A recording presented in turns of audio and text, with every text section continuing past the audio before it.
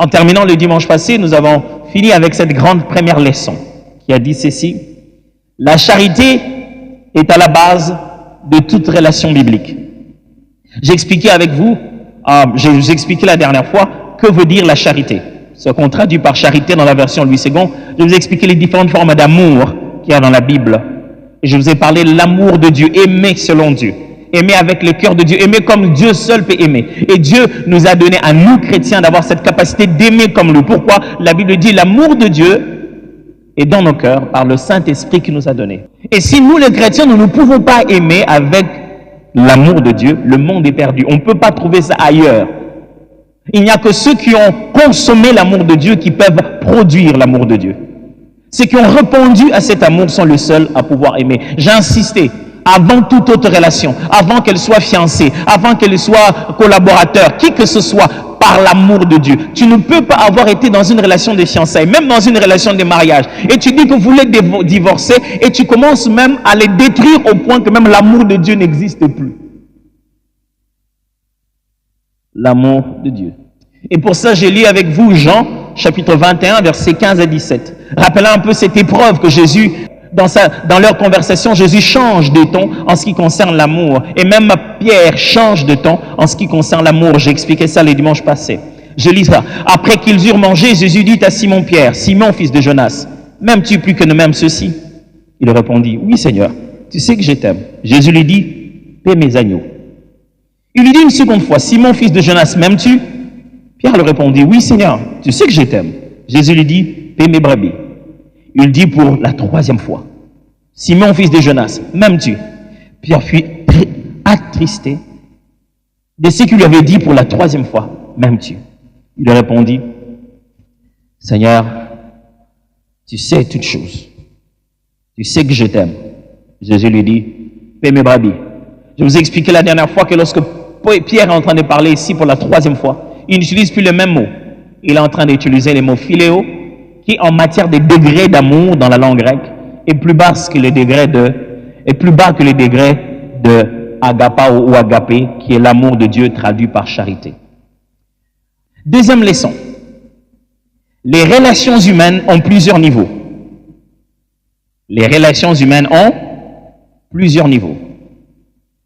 Dans la vie, mes frères, dans les différents contacts et les relations que nous établissons avec les gens, il y a plusieurs niveaux. Alors, j'aimerais vous demander une chose, s'il vous plaît. Ne vous plaignez jamais d'un niveau de relation que quelqu'un a avec quelqu'un d'autre et qu'il n'a pas avec vous. Dis-moi, nous tous, tu es mon ami, tu es aussi son ami. Pourquoi j'ai l'impression que tu l'aimes plus que moi? Non, non, non, non. Les niveaux de relation ne déterminent pas nécessairement en soi les niveaux d'amour, mais juste d'affinité. Quand vous lisez ce texte, vous avez au moins 11 termes différents qui déterminent des niveaux de relations. Certains sont des termes génériques, d'autres sont des termes un peu plus proches, un peu plus rapprochés. Pour la même personne, Paul est en train de dire « mon frère, mon compagnon », et puis à un moment il dit « si donc je suis ton ami ». Il dit, si nous sommes frères, je suis frère de Timothée, je suis frère, je vais les lire tout à l'heure, frère de Timothée, je suis frère de Philémon, je suis frère de Onésime, je suis frère de tout le monde. Et puis si je suis compagnon d'œuvre, je suis compagnon d'œuvre d'Archippe. Si je suis compagnon de captivité, je suis compagnon de captivité des Mars, Luc et le reste. Si je suis ami, je suis ami de Philémon. Si on va au niveau des frères, on est tous frères. On va au niveau des compagnons, quelques compagnons. Et puis au niveau d'amis, il n'y a que des amis. C'est pourquoi j'aimerais que ça puisse quitter dans la tête de l'église. Que vous ne puissiez jamais croire qu'une église qui va bien, on sera tous des amis. Frères, on n'est pas là pour être des amis. On est là d'abord pour être des frères. Et ça, c'est plus important qu'être des amis. Vous allez comprendre ça. Pourquoi? Parce que nous ne voulons pas bâtir juste une relation humaine de proximité. Nous voulons bâtir d'abord une relation spirituelle de l'éternité.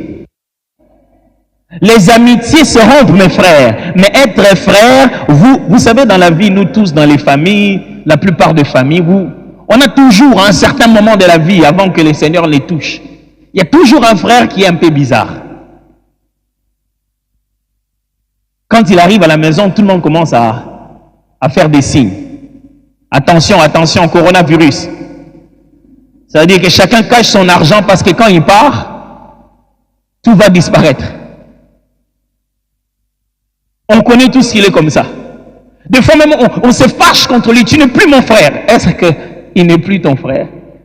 Il n'y a pas moyen de faire en sorte qu'il ne soit plus ton frère. Ce n'est pas possible. C'est-à-dire que tu peux avoir un frère dans le Seigneur, que tu le vois commettre des erreurs, tu te dis, toi tu n'es plus mon frère, je ne t'aime plus, je n'aime pas ce que tu fais, mais il est ton frère dans le Seigneur. Quand on vient à l'église, on ne se dit pas, celui qui est plus proche de moi, celui qui a dans la personnalité, moi j'aime des gens calmes. Non, vous n'êtes pas dans les gens que vous aimez, vous êtes dans les gens que Dieu a aimés comme vous aimez vous. Et vous êtes dans l'obligation de vous dire, même quand il ne marche pas comme moi, même quand il ne parle pas comme moi, c'est mon frère. Écoutez, dans ce texte que nous venons de lire, il y a des termes suivants. Un, frère. Paul l'utilise autant pour Timothée quand il introduit la lettre, autant même pour Philémon quand il lui parle. Il y a le mot bien-aimé. Il utilise autant quand il est en train de parler à l'introduction de sa lettre, autant même quand il veut parler de faire monter les degrés de relations de Philémon, d'Onésime. Il dit non plus comme un esclave, mais comme un bien-aimé frère. Compagnon d'œuvre. Il en parle au sujet de ceux qui travaillent avec lui dans l'œuvre de Dieu. Il parle de la sœur, la femme de Philémon, il appelle sa sœur. Il parle de notre compagnon de combat. Il dit, on est frères, on est proches, mais on s'est surtout rapproché dans le domaine du fait que nous sommes en train de combattre à gagner les âmes. C'est totalement logique. Quand on finit le culte, on se salue. Frère, comment ça va? Ça va? Dans cette église, les gens vraiment, ils ne s'aiment pas. Hein? Je suis venu, mais personne ne me salue. Et c'est celui qui est entre eux. Vous devez savoir que la relation que deux personnes qui ont fait l'école d'Apollos ensemble, qui étaient dans le même groupe, ont, elle est différente de ce que vous avez parce que vous êtes venus la première fois. Il va venir vous saluer, mais il y a un compagnon de combat. Est-ce que quelqu'un m'entend là? Si vous entrez dans le combat, vous améliorez votre relation. C'est quand vous commencez à suivre la formation, vous entrez dans les départements, vous améliorez aussi vos affinités avec les autres frères et sœurs. Mais si vous êtes un visiteur de chaque dimanche une fois, et vous voulez que tout le monde vous connaisse, ce n'est pas normal. Si vous ne prenez pas le risque de nous connaître, pourquoi voulez-vous qu'on prenne les risques de vous connaître? Vous devez prendre le risque de vous investir dans cette relation. Est-ce que vous voulez devenir membre de cette église? Alors venez le mercredi, alors venez le jeudi, alors participez aux enseignements, alors venez au culte matinal, alors passez par l'école d'Apollos, alors allez à Métamorpho. Vous nous montrez que vous voulez devenir en relation avec nous. Pas nous visiter en passant. Et en tout en disant, j'étais là-bas dans cette église, mais personne ne s'est occupé de moi. On m'a juste dit bonjour, après, tout le monde était dans sa chose. Oui, tout le monde est allé chercher son compagnon de combat. Tout le monde est allé chercher son compagnon d'œuvre. Toi, tu as préféré considérer ça une église que tu visites. Quand est-ce que nous allons devenir ta famille? Quand est-ce que tu vas prendre le risque d'être avec nous? Vous savez, dans la vie, il y a des gens, vous êtes ensemble, mais en réalité, vous n'êtes pas ensemble. Quand il y a quelque chose, il dit non, moi là-bas je vais seulement. Hein. On n'a vraiment jamais été avec eux. Mais quand tu réussis, il dit voilà mon tnangai. Frère, dans une relation, vous ne devez pas être comme ça. Sachez-le très bien, plus vous grandissez dans la vie. Être dans une relation, c'est être capable d'être mouillé avec celui que vous aimez lorsqu'il sera mouillé, même si vous étiez sec. Ça s'appelle s'engager.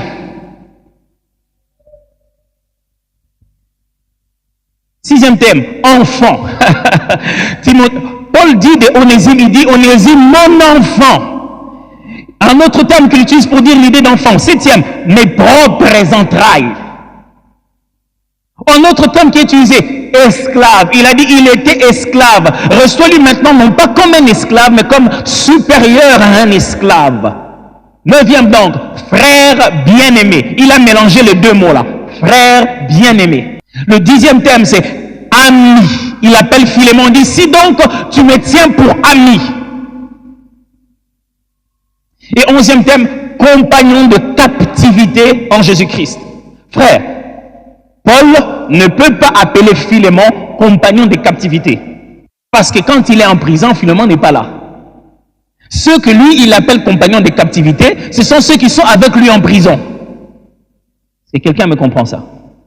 Alors, quand deux personnes ont vécu quelque chose d'exceptionnel, ne les oblige pas à partager ça avec toi.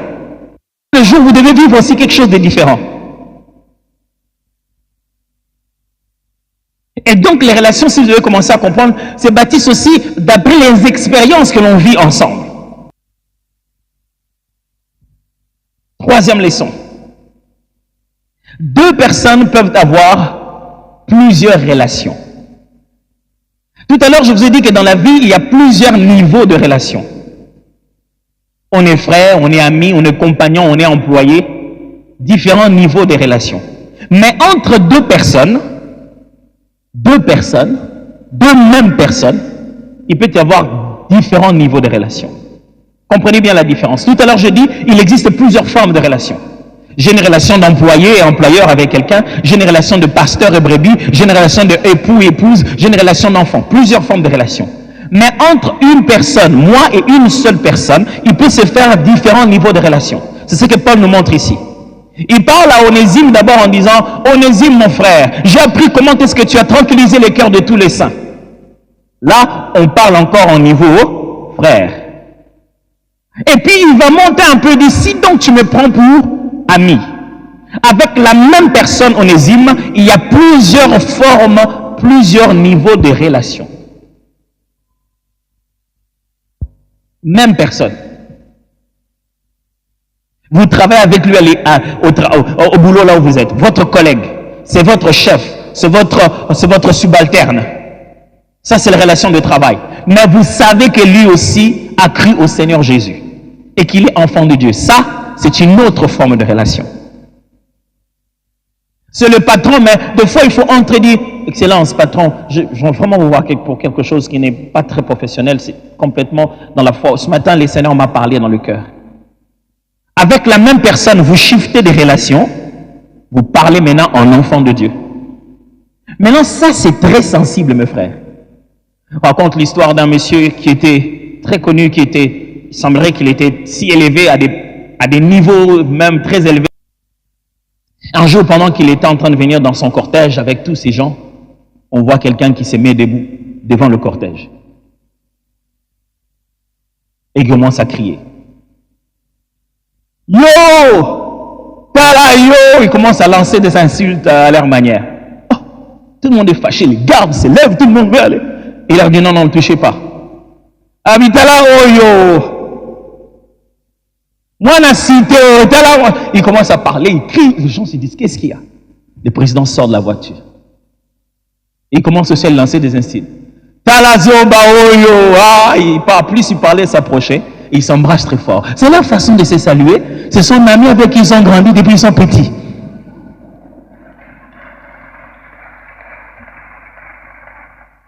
Mais quand ils ont fini ça, on a appelé le président et dit, vraiment, excellence, hein? La prochaine fois, pas ça. Vous savez ce que vous alliez dire en bon congolais? Vos yeux pessi bokabouani. Maintenant que les présidents, il ne veut plus qu'on se salue comme avant. Quand vous avez une multiplicité de relations avec une même personne, vous devez devenir très sage. La même personne, vous avez plusieurs relations avec lui. La sagesse demande de savoir quelle relation utiliser, pour quelles circonstances et à quel moment.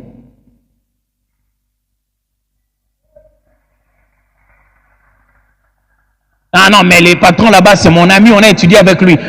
Il entre dans son bureau, il est le patron des gens. Il ne va pas les tapoter à l'épaule. Attends que vous rentriez dans le bureau et puis il va répondre à son amitié. Vous savez comment certains amis nous font honte. Des fois, ils disent ça devant les gens.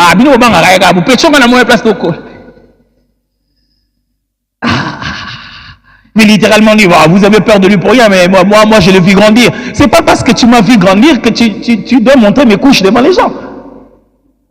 Est-ce que quelqu'un comprend ça? Si vous voulez que vos relations durent, apprenez laquelle utiliser, à quel moment, dans quelles circonstances. Parce qu'avec une même personne, vous pouvez avoir plusieurs relations.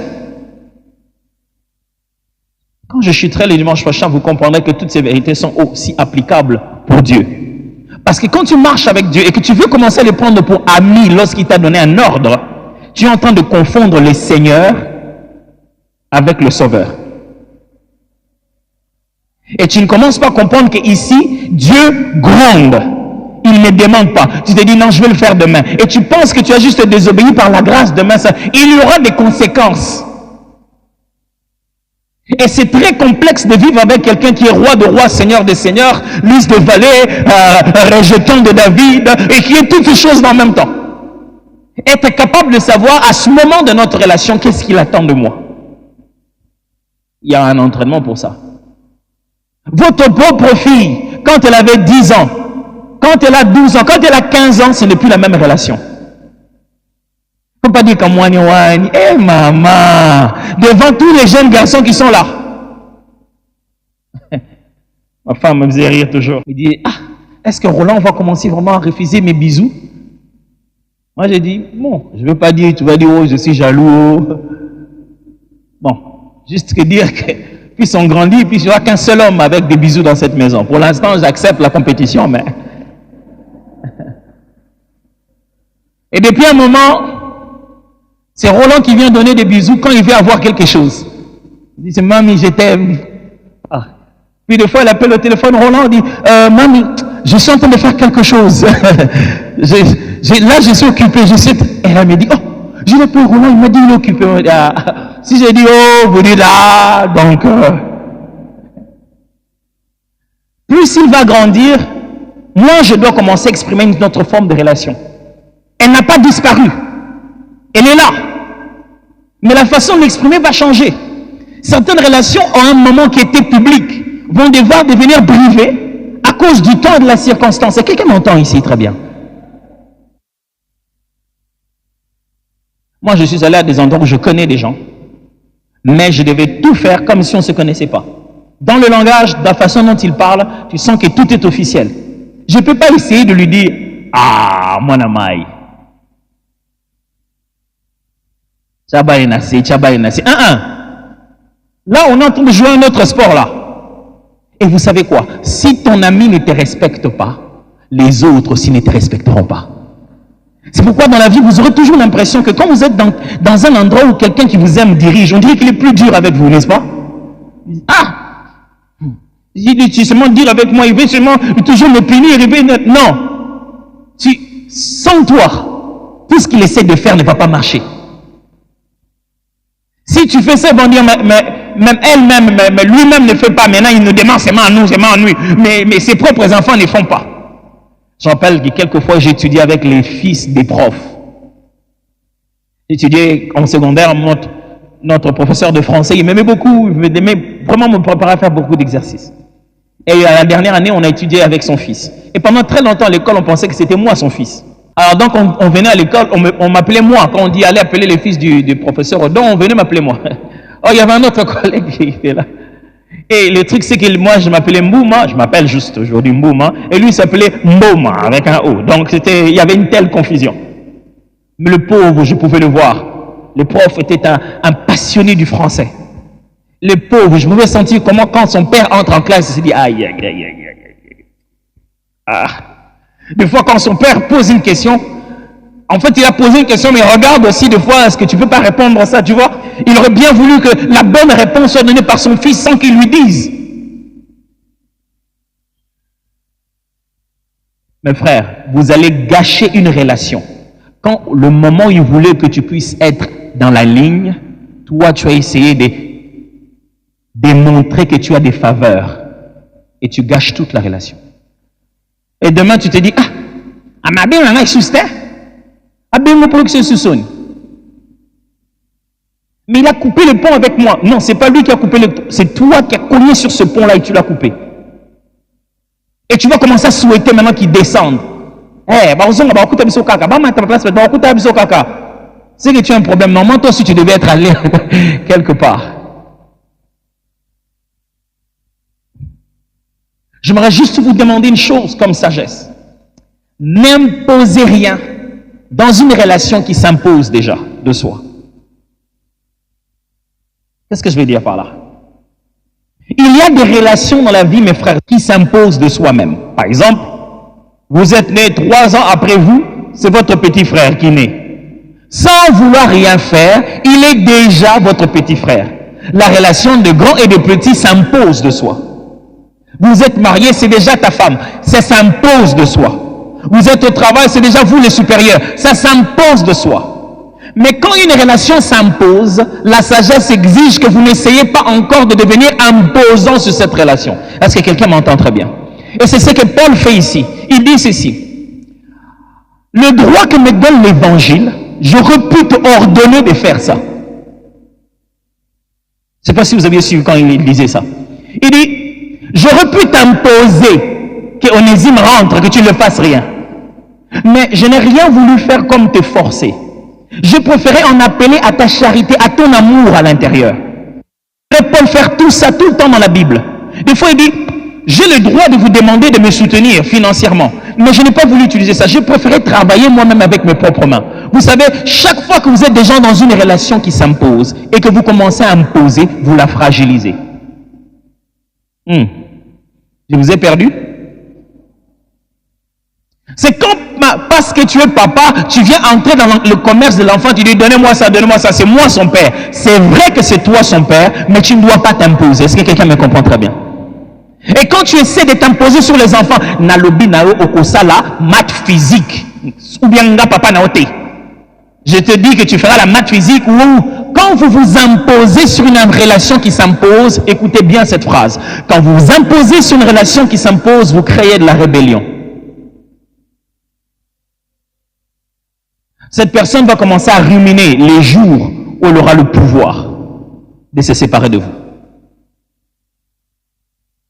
Vous savez, quand on était petit, moi je suis 9e de la famille. Vous imaginez combien de grands frères et de grandes sœurs? Et des fois, on était là devant la télé, on regardait un bon film, j'étais à fond. Moi, quand je regardais la télé, c'est pourquoi je n'aime plus regarder la télé. Quand je regardais la télé, donc c'est quand la caméra bouge. Je me souviendrai toujours, un jour, j'étais en train de regarder comme ça. Ma grande sœur Jolie, elle était là, ma grande sœur aînée. Elle a vu ça, elle ne pouvait pas résister. Elle m'a redressé par une gifle que je n'ai jamais oubliée. Elle criait, ah! Est-ce que de cette manière qu'on regarde la télé, t'es en plein dedans là? Mais c'est à ce moment-là qu'on me demandait d'aller prendre de l'eau à boire. C'est-à-dire qu'un grand frère peut-être de 3, surtout quand Alex te demande de lui prendre de l'eau, tu dis, ah, Alex, vraiment? Ah, c'est-à-dire que tu pars, tu es derrière lui, mais tu n'es pas encore parti, tu continues à regarder. Et puis quand c'est tourné, tu es encore là. Et puis tu prends l'eau vite. Tu reviens. Tu regardes même pas. Et vous savez ce que j'ai rêvé? Il dit, moi, le jour où je deviendrai grand frère, quand je deviendrai le grand frère d'Alex, je vais commencer à l'envoyer à tout moment. Je ne deviendrai jamais le grand frère d'Alex. Mais vous savez, malheureusement, ou bien heureusement, ou bien je ne sais pas comment dire ça, mais dans la vie, quelquefois, même un petit frère peut se retrouver dans un domaine où c'est lui qui est l'étoile brillante. J'aimerais bien vous faire comprendre ça. C'est ce que Joseph a vu dans son rêve. En étant le plus petit de tous, Dieu lui a dit, je vais te mettre dans un contexte où tu vas devenir le grand frère de tes grands frères. Il te faudra plus de maturité que eux pour ne jamais les riposter de ce qu'ils ont fait. Alors si tu t'es imposé pendant longtemps dans ta relation imposante, les jours où les choses vont tourner, tu vas souffrir. Je parle ici à la manière humaine. Plaise à Dieu que ton Joseph soit comme le Joseph de la Bible. S'il n'est pas comme ça, tu auras exactement la même peur que les frères de Joseph avaient. Le jour où ils ont découvert c'était Joseph. Pardonne-nous. Mais non, je vous fais rien. Pardonne, frère. Ce n'est pas parce que tu es le grand frère, la grande sœur, la tante, la tantine.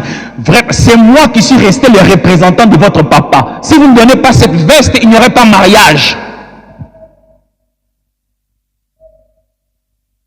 Vous savez, il faut bénir Dieu. C'est-à-dire que j'ai donné la veste avec cet empressement et demain tu viens chez moi. J'ai dit, c'est-à-dire c'est moi le chef de la famille. Tant qu'il est ici, il ne mangera rien. Vous êtes jamais dit qu'après, votre fille va s'en aller entre les mains de cette personne, il va lui appartenir, Et quand vous allez là-bas, vous êtes étranger. Est-ce que vous êtes en train de penser à investir aussi dans cette nouvelle relation qui commence?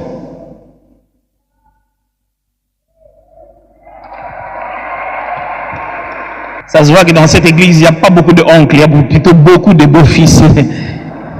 C'est eux qui ont plus acclamé. Quand une relation s'impose déjà, ne vous imposez pas trop. Ne devenez pas dictateur dans une relation qui a déjà sa direction. C'est déjà toi le chef. Pourquoi tu veux encore qu'on le sache? Moi, chaque fois que je viens ici, je trouve que tu ne me salues pas bien. Tu sais que c'est moi le chef. Mais chef, j'ai salué. Non, tu me dis bonjour comme ça. J'ai déjà entendu des chefs dire à l'air, certains de leurs collaborateurs, tu me dis bonjour de loin. Viens me dire bonjour ici, fais-moi une bise. C'est un peu trop de droit, quoi. Ce n'est pas parce que tu es le chef que tu dois dépasser les bornes. Est-ce que quelqu'un me comprend très bien? Quand une relation s'impose déjà, ne t'impose pas dessus. Vous savez pourquoi? Parce que la vie change.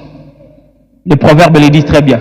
Il y a 3 choses qui étonnent le monde, 4 même. Et j'aime quand il cite, il dit que la servante devienne la maîtresse de la maison. Les choses dans la vie changent. On peut se retrouver dans une relation imposante. Je me suis toujours demandé comment s'est sentie la femme de Potiphar quand Joseph est devenu le premier ministre. Peut-être qu'elle a fait une vidéo pour pouvoir démentir ça. En disant, j'ai démenti tout ce que vous avez entendu dire au sujet de moi et de Joseph. Joseph est un homme bien. Je parie que son mari est en train de regarder et dit, au moins, tu vois dans quoi tu nous as mis? Joseph là. Tu es vraiment sûr que Joseph avait fait quelque chose? Joseph est devenu roi. Tu crois que moi je vais continuer à rester dans la politique? Joseph est devenu le premier ministre là-bas. Je m'imagine bien les enfants de Potiphar. Qu'est-ce qu'ils se disent? J'imagine la première fois que Potiphar a vu Joseph dans la cour en train d'entrer et qu'il doit lui saluer. Il fait quoi?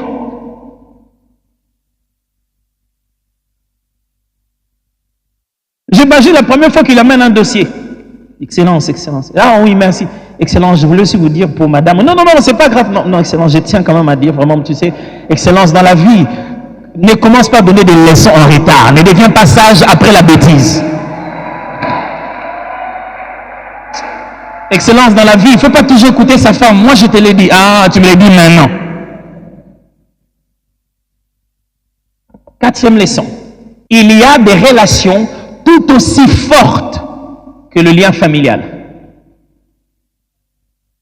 Il y a des relations tout aussi fortes que le lien familial. Quand vous lisez la Bible ne considère pas que celui qui est ton sang, c'est la seule personne qui peut avoir une meilleure relation avec toi. Non, c'est faux.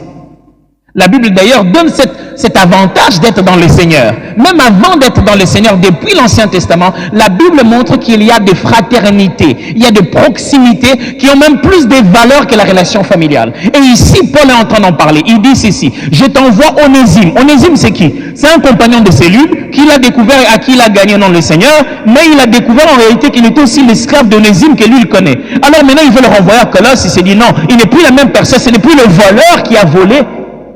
C'est Philémon, je vous expliquais ça le dimanche passé, mais c'est devenu quelqu'un d'autre. Mais écoutez comment il les recommande. Il dit, je t'envoie Onésime, mon enfant que j'ai engendré dans les chaînes.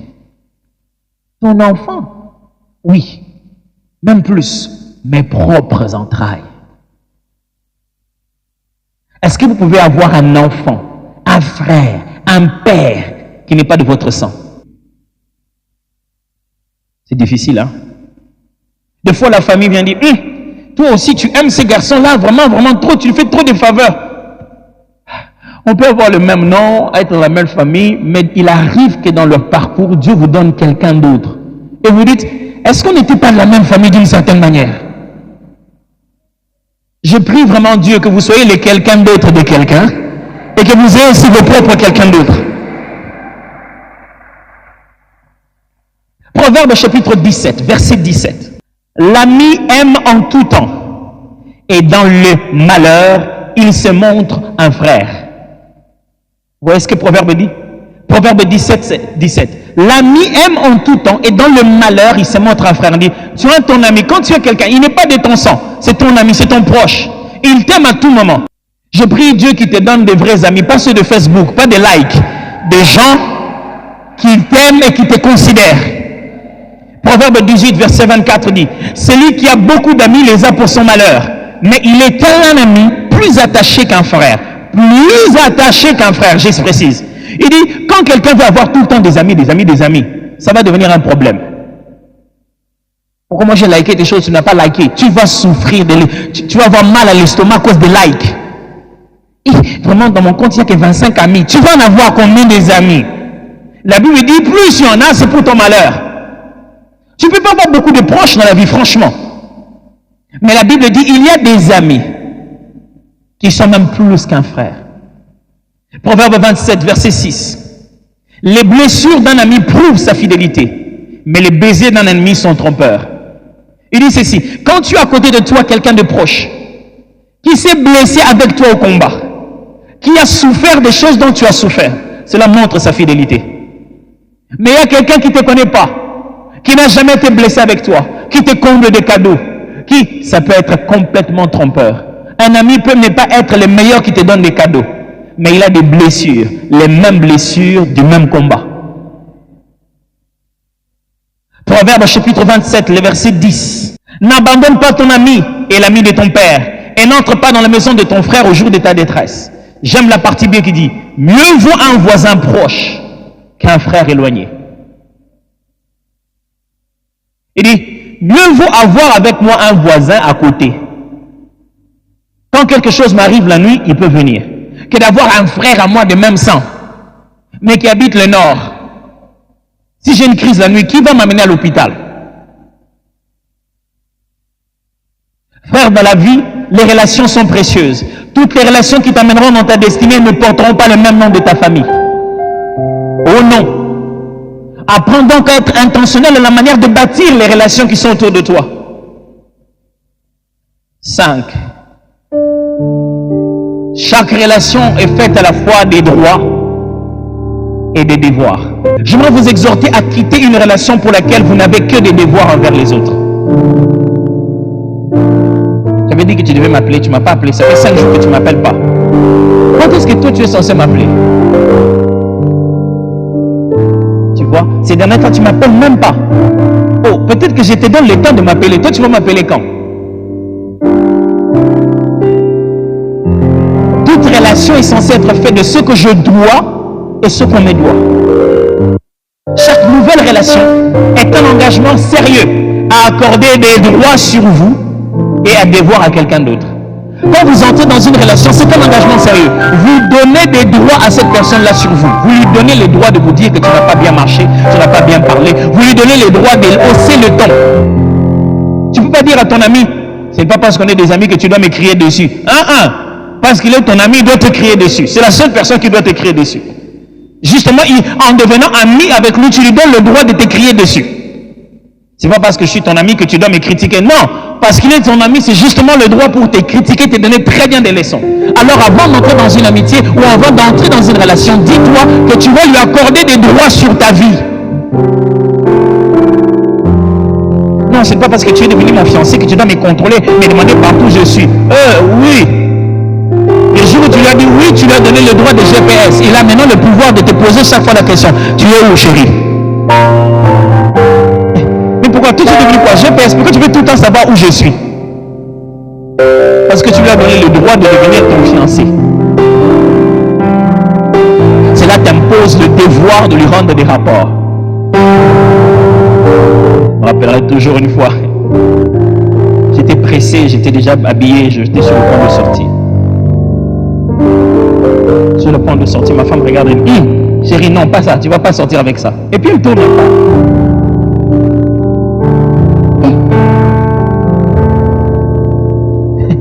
J'étais là en train de dire, et quand j'ai choisi, et quand j'ai repassé, et quand j'ai essayé, et quand je suis sorti de la chambre, et quand j'ai marché au salon, et quand je suis arrivé à la voiture,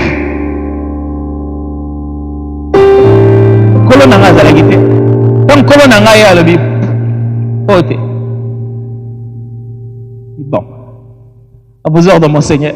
Non, je suis remonté comme Roland, vraiment, j'ai boudé.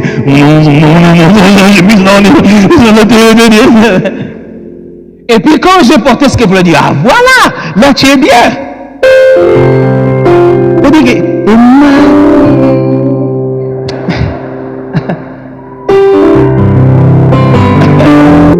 mais je me suis rappelé juste une chose. Comment la Bible définit l'amour. C'est-à-dire que si c'était elle qui s'était habillée comme ça, elle n'allait pas sortir.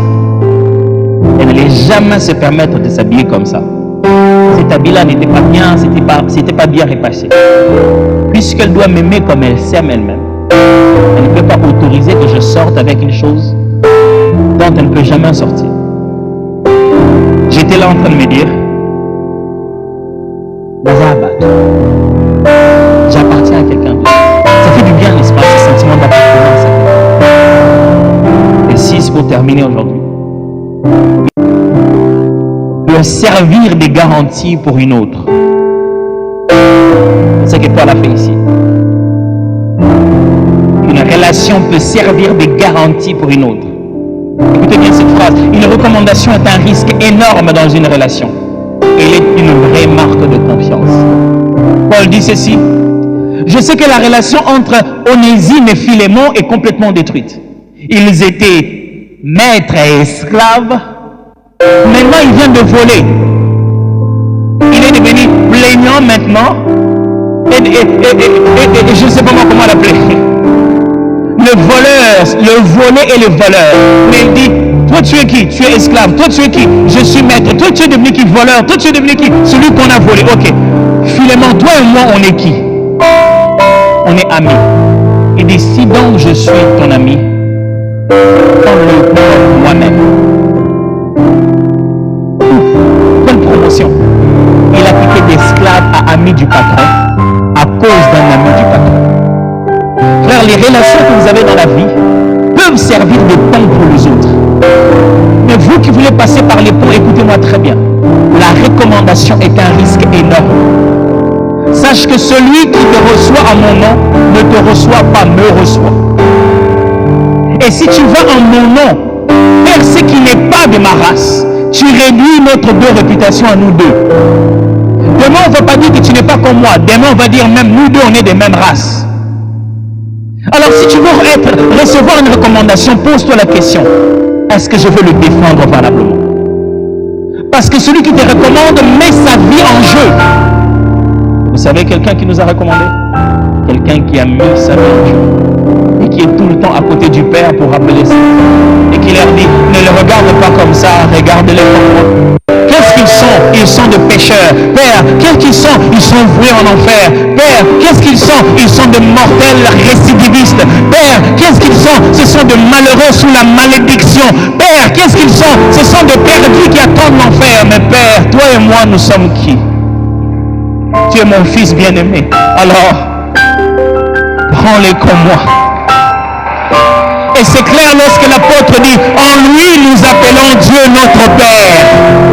Ce n'est pas ce que nous pouvons appeler Dieu notre Père, non. Il s'est mis là et lui, Père, je suis qui? Tu es mon fils. Il dit, s'il te plaît, eux aussi.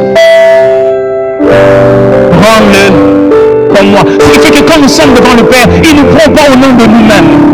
Il nous prend au nom de Jésus. Alors Jésus nous a donné le petit code. Il a dit, quand vous allez, dites-lui au nom de Jésus. Quand Onésime allait avec la lettre, et toi, tu fais quoi ici? Il ne savait pas. Il ne savait pas ce qu'il y avait dans la lettre. Il n'y avait pas de téléphone pour qu'il appelle l'église. Il va amener la lettre. On le voit avec la lettre. Hé, Onésime est là, papa. Archip va courir. Afia va courir. Il dit, Onésime est là, papa. Il dit, oh, mon allez-là. Mon appel. Il dit, non, la lettre. C'est quoi ça? C'est Paul qui. C'est quoi? C'est quoi? C'est Paul, c'est Paul qui m'envoie. Quel Paul? Au nom de Paul. Vous savez, c'est ce que nous faisons tous les jours devant le Père. C'est ce qui s'est passé à la croix de Golgotha. Et c'est qui là? C'est cet impudique, massacrez-moi ce que... Oh, j'entre dans le sein de saint, mais j'entre par le sang de l'agneau. J'entre à cause de Christ. Peut-être que vous êtes ici ce matin et vous essayez d'aller voir Dieu par vous-même. Vous savez, si vous étiez voleur, vous resterez voleur. Et si vous allez le voir au nom de Jésus. Vous pouvez utiliser la garantie de cette relation-là. Il est possible que ce matin soit le jour où vous prenez la meilleure décision de toute votre vie, de dire, j'en ai marre de vivre cette vie, je peux donner ma vie à Jésus. Dans ce livre, Impact des rencontres, merveilleux livre que je suis en train de lire, chaque fois que le pasteur Roland décrit une rencontre, il fait une prière à la fin. Des merveilleuses prières que je vais recommencer à faire pour vous à partir du dimanche prochain. Des prières exceptionnelles. Non seulement qu'il enseigne sur une relation biblique, et puis après ses propres relations, mais après il fait des déclarations. 5, 4, des leçons, il en tire 10 des fois.